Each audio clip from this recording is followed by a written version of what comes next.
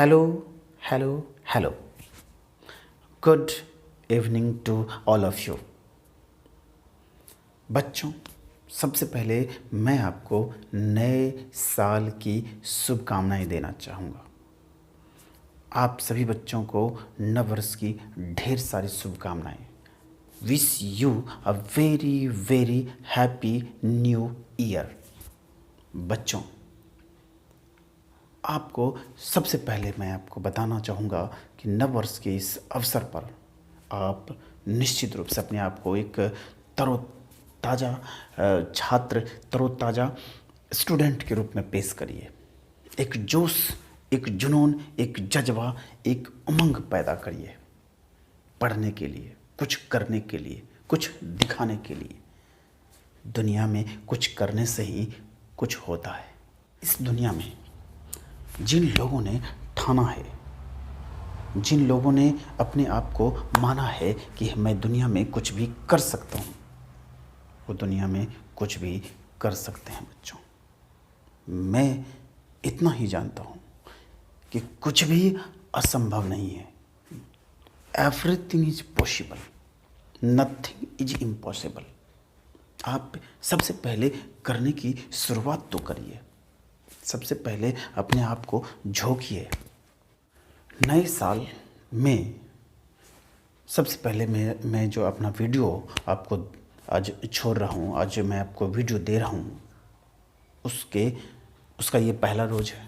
और पहला रोज़ मैं आपको इस विश्वास के साथ आपको मैं अपना वीडियो पेश कर रहा हूँ कि आप हर एक बच्चे जो मुझसे जुड़े हुए हैं वो निश्चित रूप से ईमानदारी से काम करने की कोशिश करें। पढ़ाई में कोई कोताही नहीं, कड़ी मेहनत का कोई विकल्प नहीं है। बच्चों, कड़ी मेहनत करेंगे, दुनिया आपके चरणों में, दुनिया आपके कदमों में।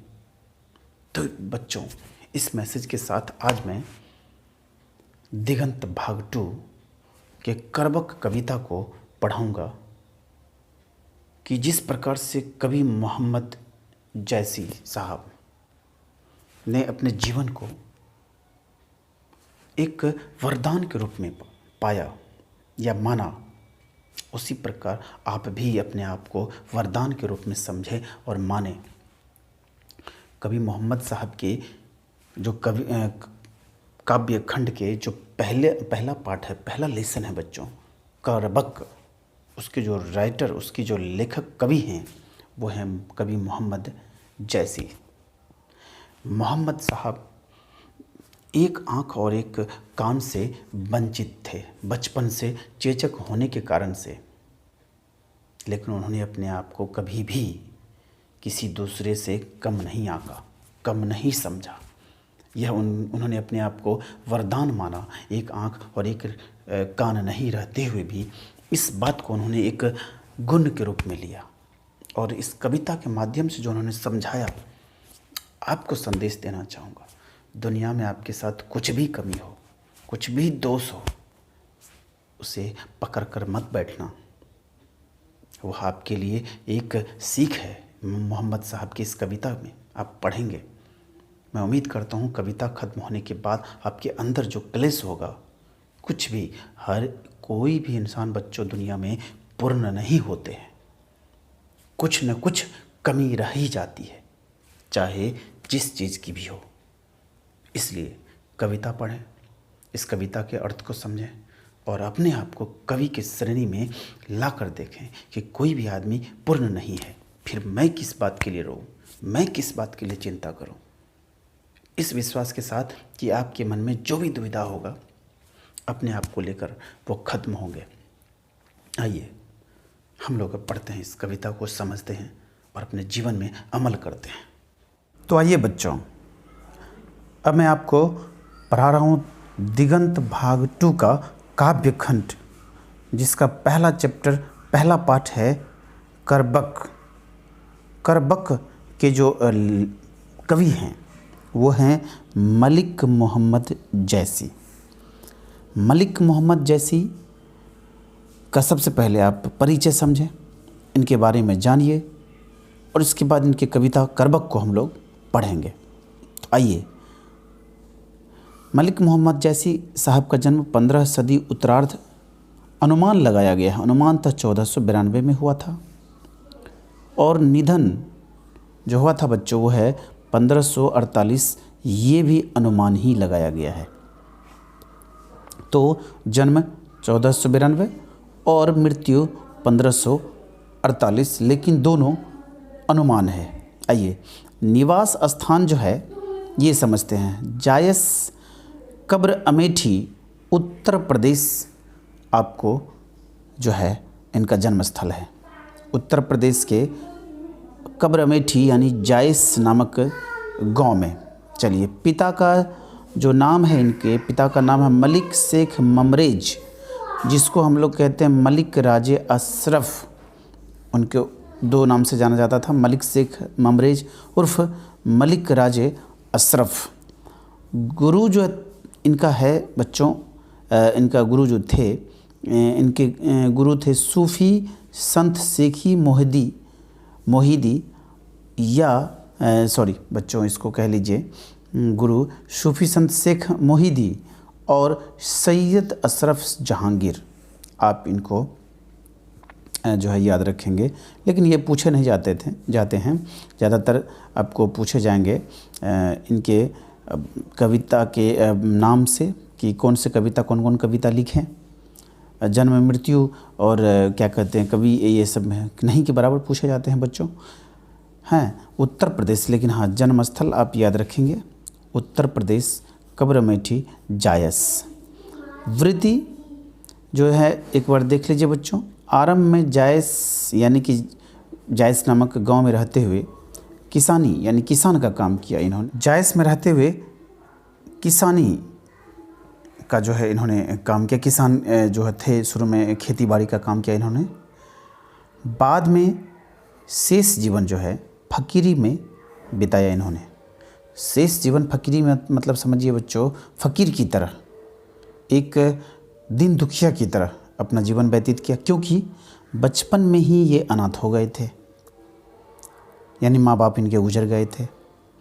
साधु फकीरों के साथ भटकते हुए ये अपना जीवन बिताए। अर्थात जो मलिक मोहम्मद जैसी थे, ये अपना जीवन बचपन में चूँकि अनाथ हो चुके थे, इसलिए अपना जीवन बहुत ही कष्टमय तरीके से साधु और फ़कीरों के साथ भटकते हुए यहाँ वहाँ बिताया। व्यक्तित्व यानी पर्सनालिटी जो था इनका बच्चों, वो ये था कि चेचक के कारण रूपहीन हो गए, यानी कि इनका जो रूप है वो कुछ खराब हो गया, और बाईं आँख और कान से ये वंचित हो गए। इनका चेचक की वजह से कान और आँख दोनों बाईं वाले जो है वो खराब हो गए, यानी उनसे वो वंचित हो गए। बचपन में ही इनका व्यक्तित्व जो है वो चेचक की वजह से वह खराब हो चुके थे, वह वंचित हो गए थे कान और आँख से।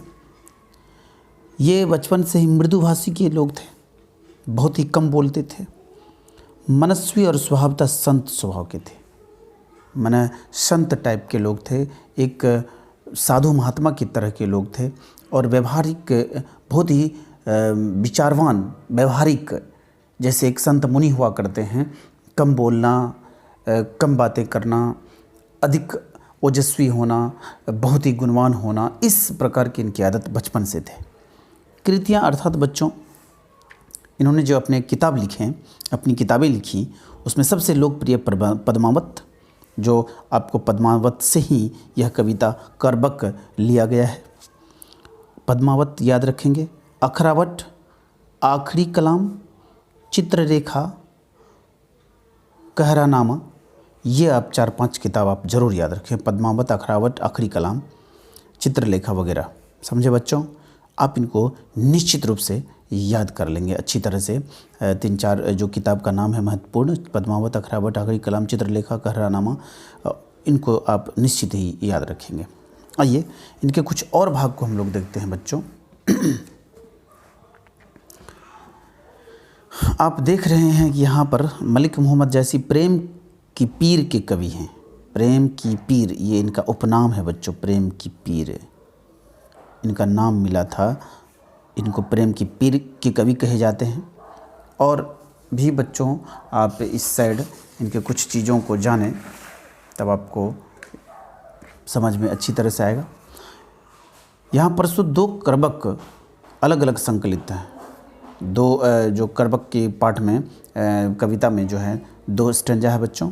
इसमें 2 अलग अलग जो है पाठ संकलित है। ये पद्मावत के क्रम से प्रारंभिक और अंतिम छंदों में से एक है। यानी कि पद्मावत नाम की जो एक महत्वपूर्ण किताब मलिक मोहम्मद जैसी की हैं, उनमें प्रारंभिक और अंतिम छंदों में से एक है। तो ज़्यादा याद नहीं रखेंगे, इसमें सिर्फ इतना पॉइंट याद रखिए।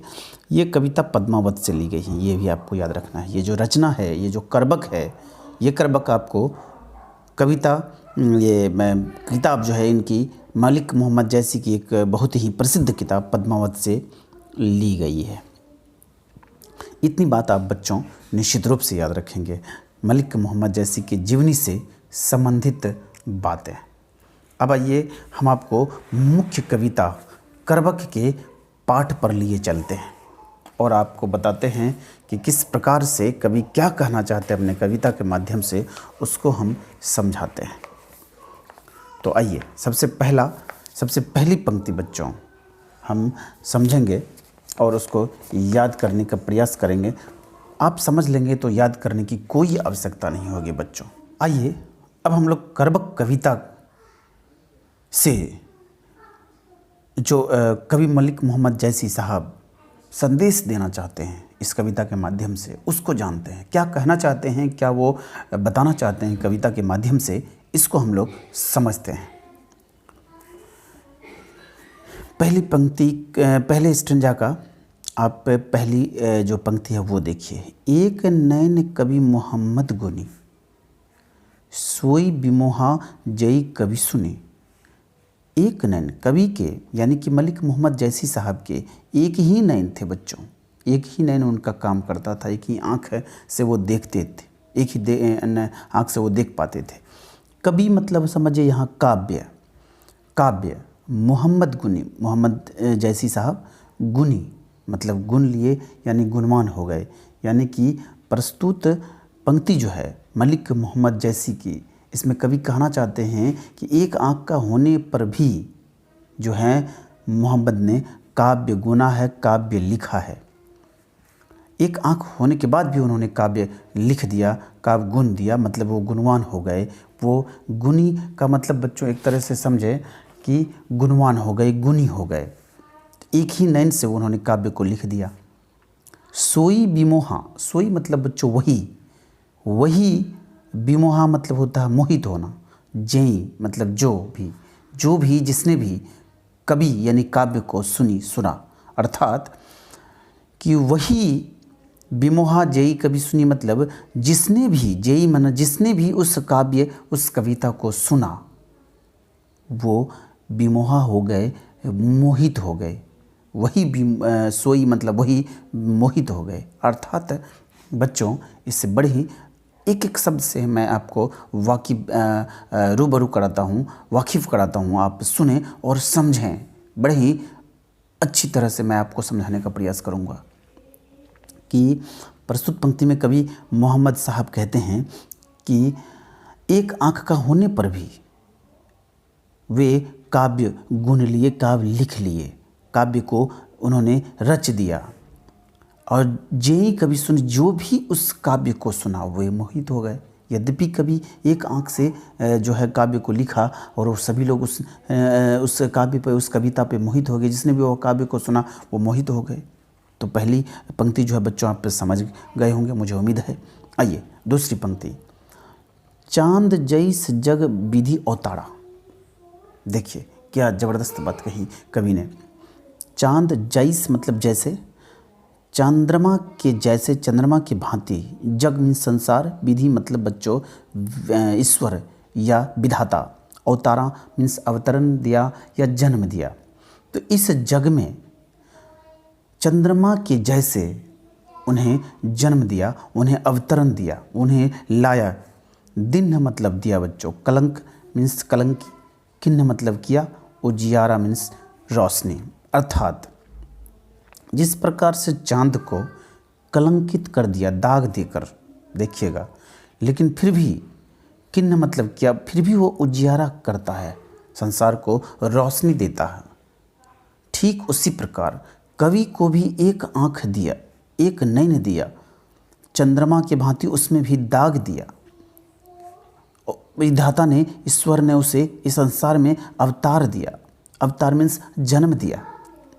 लेकिन चांद की तरह कवि मोहम्मद साहब भी अपनी लेखनी से, अपने काव्य से लोगों को रोशन दे रहे हैं। लोगों को रोशन देने का मतलब लोगों को रोशनी प्राप्त हो रहा है। उनके काव्य से लोगों को बहुत सारी बातें सुनने को मिल रहा है, सीखने को मिल रहा है।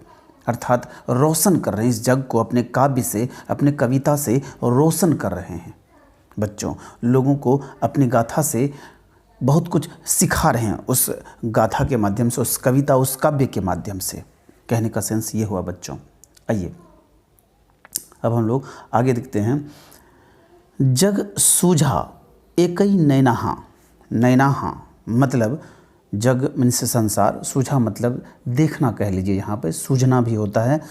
एकई नैना, हाँ मतलब एक नैन से ही, एक आँख से ही उसने इस जग को देख लिया, इस जग को समझ लिया।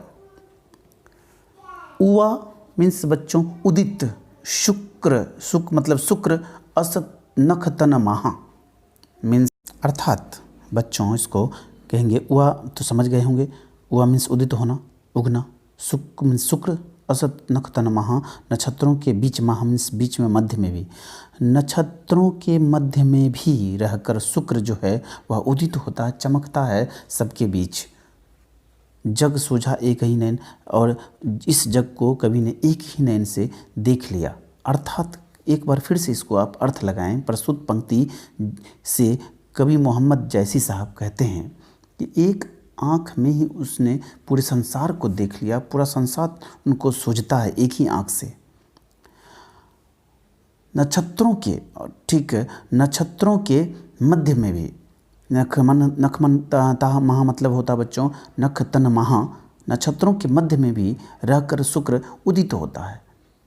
शुक्र की तरह जो है शुक्र अपना चमक देता है। उसी तरह से कभी भी एक आँख रहने के बाद भी इस दुनिया में, इस भीड़ भरी दुनिया में अपने आप को मतलब शुक्र की तरह अपने आप को शो करते हैं, दिखाते हैं कि हम भी जो हैं चमक सकते हैं। एक आँख से भी हम अपने काव्य को लिख सकते हैं, हम अपने काम को कर सकते हैं, और हम अपने कर्तव्य को पूरा कर सकते हैं। देखिए बच्चों, कितना ज़बरदस्त मैसेज है। आपके अंदर कुछ भी कमी हो, आपके अंदर कुछ भी दोष हो, उसको लेकर आप मत बैठिए, क्योंकि दुनिया जो है, दुनिया में कोई भी आदमी नहीं है जो हर चीज़ से परिपूर्ण है। कुछ न कुछ चीज़ें उनमें निश्चित रूप से कमी रहता है। इसको और भी हम लोग बच्चों जानेंगे। आगे देखते हैं कि जौं लही अम्बही डाव न हुई। जौं लही का मतलब आप कहें, समझ लीजिए बच्चों, जब तक आम में डाव नहीं होता है। डाव का मतलब मंजर नहीं आता है। देखिएगा, जब मंजर होता है, डाव होता है, तो नुकीला नुकीला जो होता है उसमें निकल आता है, तो डाव उसी को कहते हैं। मंजर निकलता है, उसके जो शुरुआती भाग होता है उसको डाव बोलते हैं। तो जब तक आम में डाव नहीं होते हैं, तो लही, तब तक सुगंध बसाई न सोई, तब तक उसमें सुगंध नहीं होता है। बसाई माने बसना, सुगंध नहीं बसता है, सुगंध नहीं होता है, नहीं जो है उसमें होता है। तो इस तरह से कह लीजिए कि जब तक आम में डाव नहीं लगता, शुरू में वह मंजर नुकीले नहीं होते, तब तक उसमें सुगंध नहीं आती। अर्थात हर चीज़ में अच्छाई आने से पहले उसमें जो कुछ न कुछ अवगुण, कुछ न कुछ दोष होता है बच्चों, तभी आप धीरे धीरे उसमें अच्छाई आना शुरू होता है। किन्न मतलब किया। समुद्र पानी जौं खरा। देखिए, समुद्र, इतना बड़ा समुद्र, दुनिया के सारे पानी को, बरसात के पानी को, सभी पानी को, नदी जो भी हो, हिमालय से निकलने वाली या जो भी नदी, सारे पानी को समुद्र अपने आप में समा लेता है। इतना विशाल समुद्र का जो है अपना जो है एक विशाल एक घेरा है कि समुद्र में सब कुछ समाता है। तो समुद्र के पानी को खारा बनाया भगवान ने, विधाता ने किन्ह मतलब किया, समुद्र के पानी को खारा नमकीन बनाया। तौ अति मीन्स आप इसको कह लीजिए बच्चों, तभी तो, तौ अति मतलब तभी तो भय असुज अपारा, वह पूरे संसार में असुज है, अपार उसका परम्पार है, गुणगान है। नदी का या झील का या तालाब का उतना अपार नहीं, उतना सुझ नहीं है जितना कि एक समुद्र है। तो समुद्र देखिए, नदी का पानी जानवर पंछी सब पी सकते हैं, आप भी पी सकते हैं छान कर उसको जो है प्योर करके, लेकिन एक समुद्र को के पानी को जो खरा है, नमकीन है, उसको आप नहीं पी सकते। तो देखिए बच्चों, उसमें अवगुण है, लेकिन दुनिया के लिए वह असुझ है, अपार है, उसका जो है अपरंपार है गुण। तो उसी टाइप से कभी भी कहते हैं कि जब आदमी के अंदर कुछ गुण होता है, कुछ दोष होता है, तो आप उसको लेकर मत बैठिए। एक आप उसको लर्निंग के रूप में, सीख के रूप में, पाठ के रूप में उसको कंठस्थ कर लीजिए, उसको समझ लीजिए। आइए आगे लिए चलते हैं आपको। जौ सुमेरु त्रिशूल विनाशा। सुमेरु एक पर्वत का नाम है बच्चों। सुमेरु क्या है? एक पर्वत का नाम है। त्रिशूल, भोले बाबा ने के पास त्रिशूल नामक एक अस्त्र है बच्चों, था जिस टाइम में भगवान ने त्रिशूल से सुमेरु नाम के पर्वत को विनाश किया था। इसके पीछे बहुत कहानी है बच्चों, जो समझाने पर आपको ज़्यादा समय लगेगा, इसलिए मैं आपको बता देता हूँ शॉर्टकट में कि सुमेरु जो था कि एक पर्वत का नाम है सुमेरु। तो जौ सुमेरु, जो सुमेरु नाम का पर्वत जो था वो भगवान शंकर ने त्रिशूल से विनाश कर दिया था। अब क्यों किया था, इसके पीछे बहुत बड़ी कहानी है, आपको अलग से पढ़ना होगा बच्चों। भा कंचनगिरी लाग आकाशा, भा कंचनगिरी लाग आकाशा, कहने का सेंस देखिए बच्चों कितना ज़बरदस्त है कि सुमेरु पर्वत त्रिशूल से, ये जो सुमेरु पर्वत है ये त्रिशूल से जो है इसको नष्ट कर दिया गया था, विनाश कर दिया गया था। मैंने विनाशा मतलब विनाश कर दिया गया था, यानी त्रिशूल से मारा गया। तभी तो ये जो त्रिशूल से सुमेरु पर्वत को नाश किया गया, तभी तो भा कंचनगिरी, वो कंचन मीन्स नाम है पर बच्चों, कंचनगिरी मतलब पर्वत होता है। वो जो कंचनगिरी पर्वत का जो गिरी है, शिखर है, वह स्वर्ण गिरी के रूप में, या कह लीजिए आपको आकाश, यानी कि बहुत लंबा, लाग आकाश, आकाश लाग मन लगना, आकाश मीन्स बहुत ऊंचा, आकाश की तरह, यानी कि उसको विनाश किया शंकर ने सुमेरु पर्वत को। तभी तो वह कंचनगिरी, यानी कि वो जो पर्वत है वह आकाश तक जो है, सुमेरु पर्वत वह कंचनगिरी आकाश तक उसकी ऊंचाई, आकाश के जैसा उसकी ऊंचाई बहुत ऊंचा हो गया। अर्थात उनको विनाश किया गया और वो विनाश के कारण से वह आकाश तक ऊंचा हो गया, आकाश के जैसा वो ऊंचा हो गया। इस तरह से आप इनको बच्चों कह सकते हैं। जौ लही घड़ी कलंक न पड़ा, कांच होई नहीं कंचन करा। घड़ी मीन्स आप कह लीजिए बच्चों, इसको कह लीजिए घड़िया, जिसमें स्वर्णकार कोयले की आग सुलगा कर सोने को तपा कर खरा बनाता है। यानी कि जो घड़ी है उसको आप कहिए घड़िया, जो स्वर्णकार के पास होता है, जो सोना बनाने वाले लोग होते हैं स्वर्णकार, उनके पास वो घड़िया जिसमें कोयले की आग में सुलगा कर सोने को तपाया जाता है, सोने में चमक लाया जाता है। तो जौ लही घड़ी कलंक न पड़ा, जब तक, कलंक मतलब यहाँ कोयला, यहाँ पर कलंक मतलब समझिए बच्चों कोयला, जब तक वो कोयला में वो घड़ियाल मतलब घड़ी यानी घड़िया जो है में सोना को तपाया नहीं जाता, उसको जब तक गर्म नहीं किया जाता है। कांच होई नहीं कंचन करा, यानी कि तब तक वो जो कांच है, वो जो कच्चा पदार्थ है सोने का, वो तब तक वो कंचन यानी सोना नहीं बनता, सोना नहीं, चमक उसमें नहीं आता।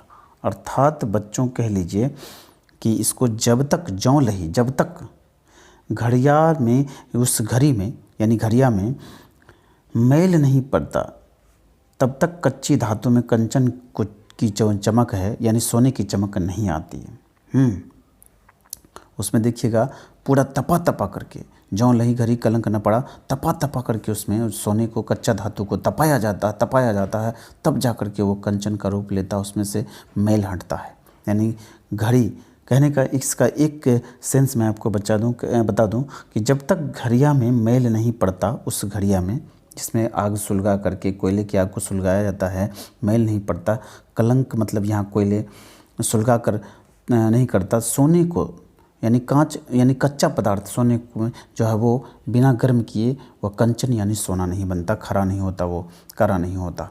तो अर्थात बच्चों, एक सोने को में चमक लाने के लिए उसको उसके पहले बहुत ही तपाया जाता है। अर्थात जब तक आप कड़ा संघर्ष नहीं करेंगे, अपने लक्ष्य के प्रति कड़ी मेहनत नहीं करेंगे, जब तक अपने आप को झोंक नहीं देंगे किसी चीज़ के प्रति, तब तक आपको सफलता नहीं मिलेगी बच्चों। इसको आप समझ लीजिए। कविता बहुत ही सुंदर, बहुत ही मार्मिक कविता है। आप इसको अवश्य ही समझिए, पढ़िए और देखिए, समझ जान कर के इस पर चलने का प्रयास कीजिए। आइए, एक नयन जस दर्पण औ तेहि निर्मल भाव। वाह, क्या बात है। सब रूपवंत गही मुख जो वहीं कई चाओ। मीन्स बच्चों देखिए क्या बात कही इन्होंने। नयन माँ को दर्पण जैसे निर्मल कहा इन्होंने, कि समझिए, बड़ी बात को समझने का पूरा प्रयास कीजिए कि उनका जो एक नयन है, यानी उनके पास एक ही आँख काम कर रहा है, वह आँख उनका जो है वो दर्पण के समान जो है, और ते ही निर्मल भाव, यानी कि दर्पण के समान वो निर्मल है। निर्मल, कोई मैल नहीं है उनके एक आँख में। कोई मतलब जो दिखता है, संसार को देखते हैं वो, उनके उन आँखों उस आँख में कोई मैल नहीं, निर्मल है वो। अर्थात इसको कहिए बच्चों कि कवि कहते हैं इस पंक्ति के माध्यम से, एक नयन के कहने के माध्यम कि एक नेत्र दर्पण के समान है। उनका नेत्र दर्पण के समान क्या है? निर्मल है। दर्पण के समान निर्मल है। भाव मीन्स होना, निर्मल है, यानी कि भाव मीन्स भाव, यानी कि एक नयन का जो भाव है वो निर्मल है, कोई मल नहीं, कोई मैल नहीं उसके उस आँख में। यानी कहने का सेंस, उसके मन में कोई मैल नहीं उनके माध्यम से। स्वयं सब रूपवंत गही मुख जो वहीं कई चाहो, यानी कि सब लोग, रूपवंत लोग भी, जिसके पास रूपवान लोग जो हैं वो भी गही मुख, अपना मुँह, जो वहीं कई चाओ। चाओ मतलब समझिए बच्चों, चाव से उनका मुँह, जो वहीं मुख मतलब मुँह, जो वहीं मतलब कहिए देखते हैं या नमन करते हैं कह लीजिए। क्योंकि रूप वाले लोग भी उनके इस भाव को, यानी कि इस निर्मल भाव को, एक नयन वाले निर्मल भाव को वह देखते हैं, नमन करते हैं। कितना सुंदर, कितनी अच्छी बात कवि ने इस दो पंक्ति के माध्यम से कवि ने कहा है बच्चों। सुनिए और समझिए कि एक नयन के बावजूद उनका जो मन है, उनका जो तन है, वो मन दर्पण के समान निर्मल है। वह भाव जो है वह निर्मल है उनके अंदर का।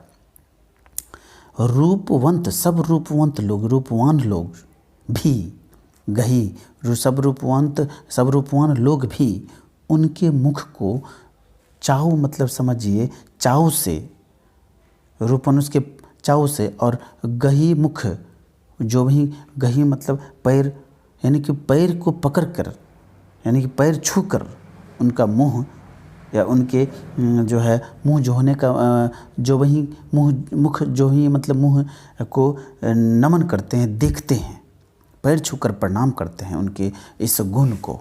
तो बच्चों एक अंतिम बार समझिए कि ज़रूरी नहीं है कि हम अपाहिज हों या हम किसी चीज़ से कमी हों, दोष हों हमारे में।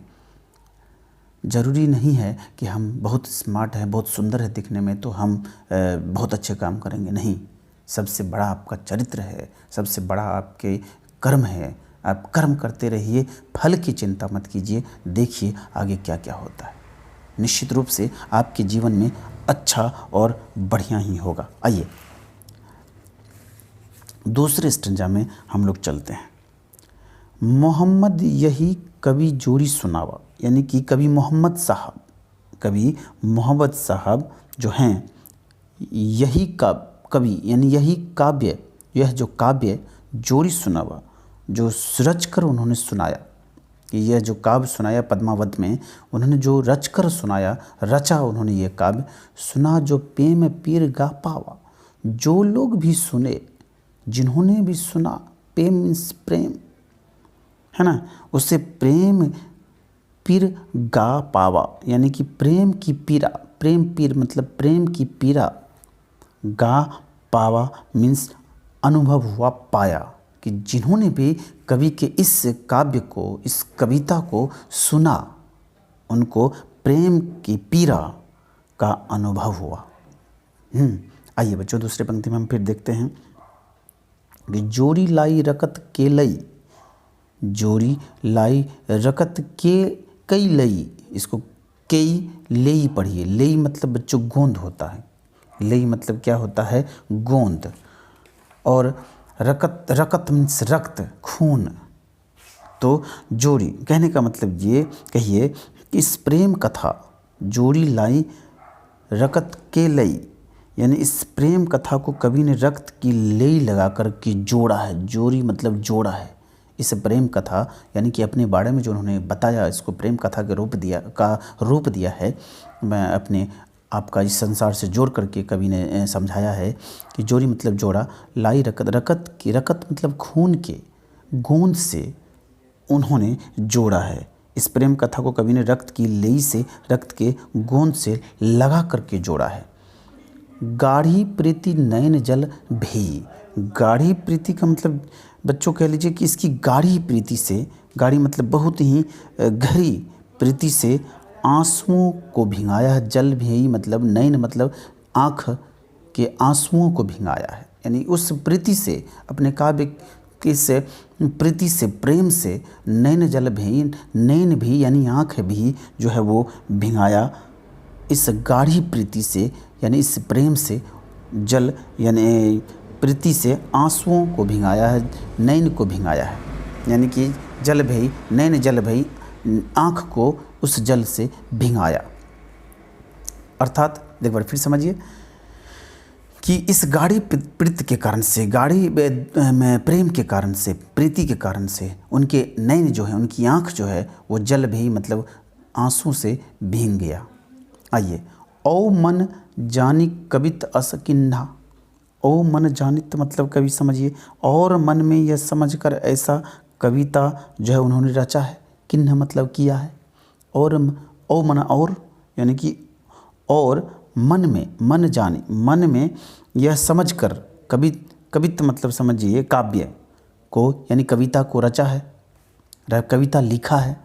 मकु मतलब बच्चों मुझे, मकु यह रहे जगत मह चिन्हा, यानी कि यह जो काव्य रचा हो, यह जो कविता लिखा है, इसके माध्यम से मकु मन मुझे रहे जगत मह चिन्हा, मुझे पहचानेंगे, मुझे यह जानेंगे कि मलिक मोहम्मद नाम के भी कोई लोग थे। समझ गए बच्चों कि और मन में समझकर ऐसा काव्य रचा है।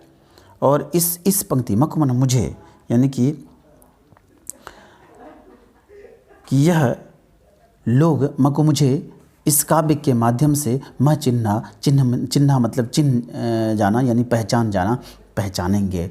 यानी कि मन जो है इस ओ मन और मन जो है कवि इस काव्य के वजह से यह संसार मुझे बाद में पहचानेगा, जानेगा और समझेगा। आगे की पंक्ति, कहाँ सो रतन सेनी अस राजा, यानी कि बड़ा ही सुंदर पंक्ति है बच्चों, इसमें समझने का प्रयास करिए कि कहाँ है वह रतन सेन जो ऐसा राजा था। कहाँ सो रतन सेनी, रतन सेन एक राजा थे जो बहुत प्रतापी राजा हुए। पद्मावत में आपको बहुत सारी कहानी दिया हुआ, उसमें आप रतन सेन का नाम सुनेंगे, या फिर अगर सुने होंगे तो अच्छी बात है, नहीं तो आपको कहीं पढ़ना चाहिए इनका, या फिर यूट्यूब पे आप पढ़ सकते हैं रतन सेन कौन थे। तो कहाँ हैं वो रतन सेन राजा, रतन सेन ऐसा राजा, ऐसा राजा कहाँ है, सब मर गया। कहाँ सुआ असी बुद्धि उपराजा, यानी कहाँ हैं वह सुआ, सुग्गा, एक सुग्गा का भी बड़ा ही चर्चा था पद्मावत की कहानी में बच्चों, कि वह कहाँ है वह सुग्गा, वह सुआ जो एक पक्षी का नाम है, उसकी ये कहानी है कि वह सुग्गा कहाँ है जो ऐसी बुद्धि लेकर आया था। उपराजा मतलब बच्चों कह लीजिए कि बुद्धि लेकर जन्मा था, वह कहाँ है? न रत्नसेन है, न वह सुग्गा है, यानी कि सुबह को सुग्गा जो है एक जो है पक्षी कह लीजिए बच्चों, बड़ा ही बुद्धिमान पक्षी था।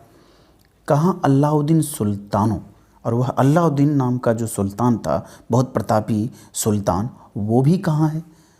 कहाँ राघव जय किन्ह बखानो, कहाँ वह राघव मीन्स राघव, वह कहाँ? उनका बखान कहाँ है? उनकी जो बारे में हमने पढ़ा वो कहाँ है? नहीं है, कोई नहीं है। कहाँ स्वरूप पद्मावती रानी, कि कहाँ वह स्वरूप मतलब बहुत ही सुंदर रूप वाली पद्मावती रानी, वो भी नहीं है।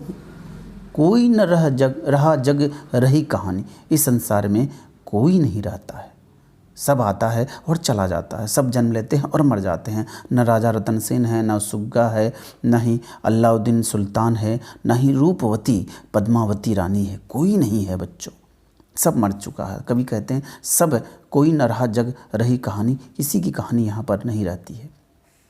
धनी सो पुरुष जस कीर्ति जासो, मतलब वह पुरुष धनी हैं। बड़ा ही गौर से बच्चों सुनिए, आपको मज़ा आएगा, इससे आपको समझ में आएगा कि आखिर ये कविता कहना क्या चाहता है। इसको आप एक जो है रूप से समझिएगा तो इसमें जो क्वेश्चन पूछे जाएंगे आपको बड़े ही अच्छी तरह से समझ में आ जाएंगे कि क्या कहना चाहता है आखिर। कि कोई भी बल्कि यश के रूप में कहानी रहेगी, यानी कि धनी सौ पुरुष जस कीर्ति, यानी कि जो यश जो जस मतलब यश जो पुरुष भी करते हैं, जो यहाँ कर्म करते हैं, कीर्ति मन करते हैं, जासो मन वही यहाँ पर रह जाता है। फूल मरे पे मरे न बासो, यानी फूल मर जाता है, मुरझा जाता है, फूल नष्ट हो जाता है, लेकिन उसकी खुशबू रह जाती है। बच्चों बड़ा ही सुंदर बात है कि आदमी वही धनी मतलब वही लोग की गाथा जो है, वही पुरुष की गाथा रह जाती है जो कुछ जस करके जाते हैं, जो कुछ नाम करके जाते हैं, और वह फूल तो मुरझा जाते हैं लेकिन उसकी खुशबू रह जाती है, उसकी खुशबू आपके बीच हमारे बीच वह मौजूद रहता है। आइए बच्चों, केई न जगत जस बेंचा केई न लिन जस मूल, अर्थात बच्चों इस पंक्ति को एक बार हम और आपको बच्चों समझाना चाहेंगे कि जो पुरुष जस कर जानते हैं, जो अच्छे कर्म कर जाते हैं, कुछ अच्छे क्रिया करके चले जाते हैं, जो बहुत ही गुण वाले काम करके चले जाते हैं, जो अपने छाप छोड़ के चले जाते हैं, कृति छोड़कर चले जाते हैं, उनका नाम हमेशा के लिए रहता है। जैसे कवि मोहम्मद जैसी साहब का है, फूल के रूप का उदाहरण उन्होंने दिया कि फूल तो मुरझा जाते हैं, फूल तो ख़त्म हो जाते हैं, लेकिन फूल मरे पई मरे न बासु, लेकिन उसका सुगंध मरता नहीं है, उसका सुगंध हमेशा रहता है। आइए बच्चों, कविता के अंतिम पंक्ति में हम लोग चलते हैं। अंतिम पंक्ति से एक पहले कह लीजिए कि केई न जगत जस बेंचा, कोई भी ऐसा नहीं है जिसने जगत को, जस मीन्स बेंचा मतलब बेच दिया, जगत ने तो कोई बेचा, केई न लिन जस मोल, और न कोई लिन मीन्स लिया, जस मोल इसे मोल मीन्स खरीदा, न कोई इस जगत को बेच सकता है, न कोई इसे मोल यानी खरीद सकता है बच्चों। यानी जो भी आया है वह जाएगा, जो भी कुछ खरीदा है वह गंवा कर जाएगा, वह यहाँ छोड़ करके जाएगा बच्चों। जो यह पढ़े कहानी, जो लोग भी यह कहानी पढ़ेगा, हम समरे दुई बोल, वही लोग इनके इस दुई बोल मीन्स दो शब्दों को दो शब्दों में उन्हें याद करेंगे, कवि मोहम्मद जैसी साहब को। अर्थात कहने का मतलब बच्चों कि जो लोग भी इनको पढ़ेगा, कवि को निश्चित रूप से दो शब्दों में याद करेंगे। इस तरह से बच्चों मैंने प्रयास किया है कि करबक के इस कविता को पूरी तरह से आप समझें और अच्छी तरह से 2 से 3 बार आप इस वीडियो को ज़रूर देखें। इससे क्या होगा, आपके जो भी प्रश्न इस बीच में इस पार्ट से पूछे जाएंगे आपको इजी वे में समझ में आएंगे। बच्चों मैंने तो पूरी कोशिश की है, अब आपका कर्म है कि आप इसको बार बार पढ़ें, बार बार देख करके इसको समझ लें, और हम आगे जो है इसके प्रश्न उत्तर को भी आपके सामने प्रस्तुत करेंगे, या फिर क्लास में आपको इसका निश्चित रूप से मटेरियल हम आपको प्रोवाइड कर देंगे, दे देंगे, प्रश्न जो इसमें से VVI क्वेश्चंस होंगे। तो बच्चों आज के लिए बस इतना ही। मैं करबक के इस कविता को अपनी तरफ से नमन करते हुए, अपने आप में नमन करते हुए और आपको इस मैसेज के साथ, इस संदेश के साथ विदा होना चाहूँगा कि आप भी इस कविता की बातों को अपने दिल से लगाएं, अपने आत्मा में आत्मसात करें, उसको ग्रहण करें कि आपके अंदर कुछ भी है, अगर कुछ भी दोष है, कुछ भी कमी है, वो भगवान का दिया हुआ एक प्रसाद है और इसको आप एक सीख माने और कभी भी जीवन में मत हारें। हमेशा जीवन को एक चुनौती के रूप में, एक चैलेंज के रूप में लें और आगे बढ़ें। इसी शब्दों के साथ मैं बच्चों आज आपसे विदा लूँगा। फिर हम लोग मिलते हैं नेक्स्ट वीडियो में। तब तक के लिए आपको सब्बा खैर, शुभ रात्रि, धन्यवाद।